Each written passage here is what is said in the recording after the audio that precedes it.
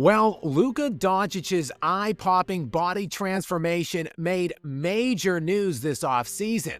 I mean, after all, according to no better authority than Nico Harrison, the Dallas Mavericks general manager himself, the reason the organization stunned the basketball world at last year's trade deadline and dealt Luka for what amounted to a bag of chips was because, well, Luka was eating too many bags of chips, allegedly.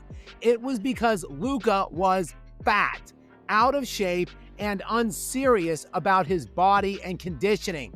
Again, not my words, Nico Harrison's words.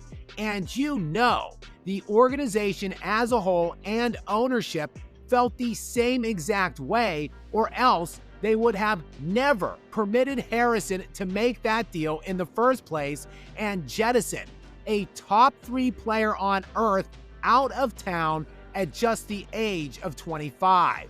But don't look now, Dallas. Luka, as many scorned lovers have throughout all of time, has utilized that disrespect as motivation to author an eye-popping amount of weight loss. Reportedly, what became a minimum of around 50 pounds shed. He did it by, for the first time in his life, spending more time working out off of the court than on it. And all of that hard work resulted in an absolutely dominant Eurobasket run by Luka Doncic and Slovenia. How does 34.7 points, 8.6 rebounds, and 7.1 assists grab you? Bear in mind now, if you will, that they play only 40 minutes per game in international play. That would be 8 minutes less than in the NBA. The near 35 per game spot for Luka in that tourney was 8 points per game higher than the second leading scorer, Giannis Antetokounmpo. Meanwhile, no other player other than those two in the entire field scored even over 25 per game. And now, with word coming that LeBron James will be missing at least 3 to 4 weeks with a sciatica nerve inflammation, which head coach JJ Redick admitted could be tricky to navigate.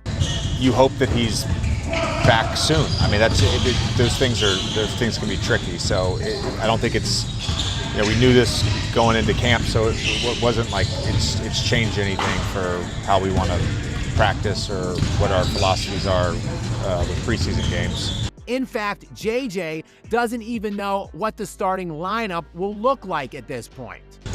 It is unclear who's going to be what the starting lineup is going to be. I mean, that's the reality until he's back. So we'll have to figure that out. But yeah, in the wake of all of that news, you know what that means. Luka will just have to put in work to get the Kings back. That is, of course, whenever he is ready to get on the court, since Luka is also not playing in the preseason as of yet, but said he figures to play in at least 2 games before the regular season's tip-off. So we don't know yet, but probably going to end up playing 2 games of the preseason.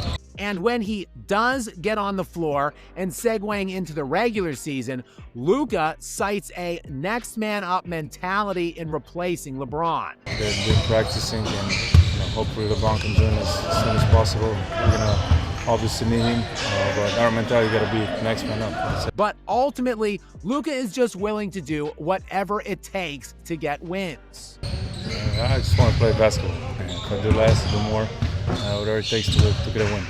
And it is going to take a lot of everything by Luka this year in what will promise to be a generational carry job by him in this season to make LeBron look good.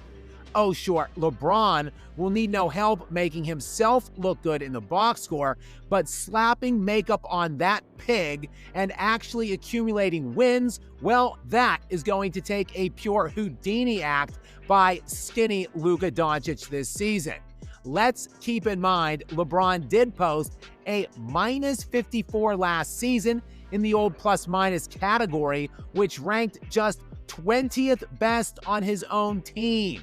That, as he just focused on jacking shots and saving himself entirely on the defensive side of the ball.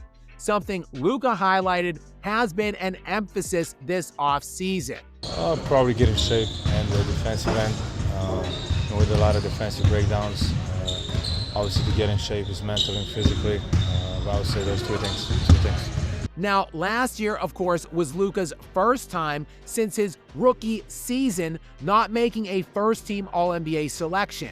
And that was despite him posting essentially career averages across the board when, that is, he was actually on the court.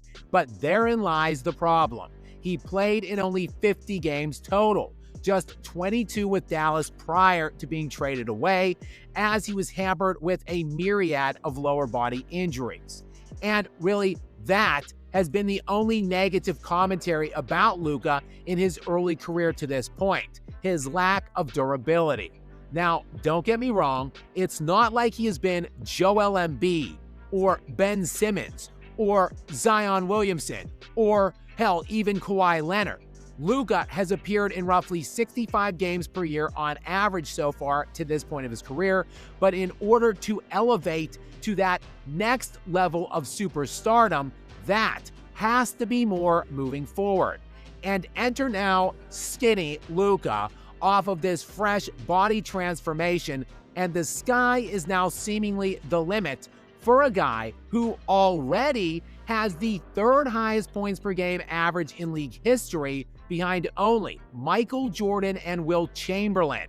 And that is while sitting 9th all-time in player efficiency rating and 4th all-time in career box plus minus, behind only Nikola Jokic, Michael Jordan, and LeBron James in that order. So really, only one thing remains to be seen at this point heading into this pending career year for Luka. And that is, of course, just how exactly the LeBron jock sniff media will try to jam all of the credit to their king for Luka's hard work. Guys, many thanks for tuning in as always, and please do click that damn subscribe button now so you are ready to stay up to date with me throughout this quickly approaching NBA season. And if you did enjoy this video, perhaps you would like to learn a little bit more about the impossible to believe 40 players selected before Nikola Jokic in the 2014 NBA draft.